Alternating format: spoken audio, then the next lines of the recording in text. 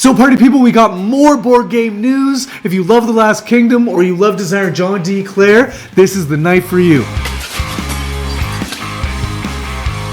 What's happening, party people? Welcome to Punchboard Party. My name is Daniel. Father Greg's not here, and I'm excited to talk to you tonight about The Last Kingdom board game based on the Netflix show The Last Kingdom. I haven't seen the show, but it looks really cool. I might have to check it out after reporting on this game. I'm really sad, actually, that Father Greg's not here because he loves John D. Clair. He loves Mystic Vale and Edge of Darkness and Space Base. John D. Clair also has these great designs too, like Cubitos and Dead Reckoning, which is his newest design that he's coming out with. This guy is a proven designer who makes games that people just love, and so I always get excited when a proven designer takes over an IP. There was an interesting comment on the Dead Cells video about IPs being matched with board games makes that viewer kind of think that the game's not going to be really that well designed or that great, that they had to use the IP to convince people to buy the game, to enjoy the game, because the design itself must be lackluster. But I think with a designer like John D. Clair,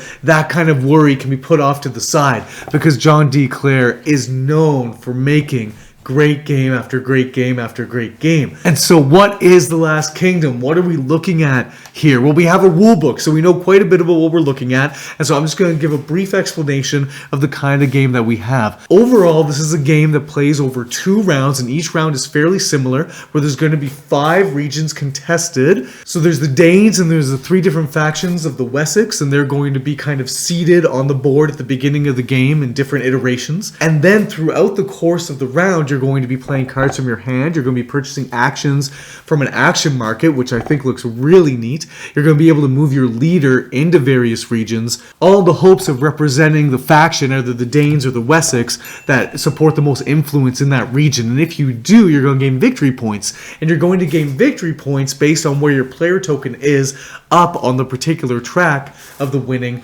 factions. And so there's a little bit of a math puzzle that you do during scoring to work out how many points exactly you're going to get, but basically it corresponds to how far up on those tracks you are. And you can get up on those tracks also by playing cards and the like and different things throughout the game. At the beginning of the game, the contestant region is chosen by a particular player, and then the succession token is held by another player, and they'll place that on a different region out of the 5, and that's going to be the region that will be contested next. And then at the end of the round, those tokens are going to change around on the board so you know kind of where you are fighting in any particular time. Now, the other main feature of this game is going to be the 2 round decks. So there's going to be a deck of cards for round 1, and there's going to be a deck of cards for round 2. And at the beginning of each round, you're going to have a draft phase where you're going to hold 5 cards. You're going to pick one, you're going to pass them to the player on your left, and then you're going to keep on doing that until you have 4 cards in hand. You're going to discard the last card. Then your leader that you choose at the beginning of the game that has a player mat that gives you some special abilities to use, you're going to take the 2 leader cards and you're going to add them to your hand. And so those are the cards that you have to play with during the round. In the second round, you're going to do the same thing, but now with round 2 cards. So I assume that the abilities on those cards are a bit more kind of bombastic or a bit more weighty, kind of leveling up the game a bit. And with those cards now, you're going to see it through to the end of the game. Now, a round ends when all 5 regions have been kind of brought to peace. So that means that all the 5 regions have been sort of contested and a winner has been found for them. How you determine how a battle is done in a region is that on a player's turn, you have these different actions that you can do on your turn, either play a card, either do a market action, either move your leader, or pass. And when you pass, that doesn't mean that you're passed forever. It just means you pass for now, and then other players might do actions and come back around to you, and now you can do an action to kind of keep on manipulating that particular region. And that can go around and around as long as everyone hasn't passed in succession. Once all players have passed in order, in succession, then that kind of contest ends. That battle ends. And then you see what factions have won that battle. So party people, if you're clever, you might know some similarities to some other popular board games. The draft phase and kind of these kind of dynamic battles that are going to be happening throughout the game. This is really reminiscent of Blood Rage. And then this whole idea of playing cards to manipulate factions in different regions and move them from one region to the other, or swap regions or different things like this, is really reminiscent of The King is Dead. And in the rulebook, John D. Clair gives a shout out to both these games, Blood Rage and The King is Dead, comments saying that they were highly influential in inspiring him in this board game design. And so I was really happy to see that, because as I was going through the rules, I was like, this is The King is Dead. This is just a bigger, kind of more meaty version of The King is Dead. Now, The King is Dead is one of my favorites. Father Greg and I both love The King is Dead. And so to see kind of a more robust version of The King is Dead is really exciting, because I love that mechanism. But something that's really elegant and enchanting about The King is Dead is its short playtime. It's very simple. It's very streamlined and elegant, like I said. And you can kind of get to the table, have a crunchy,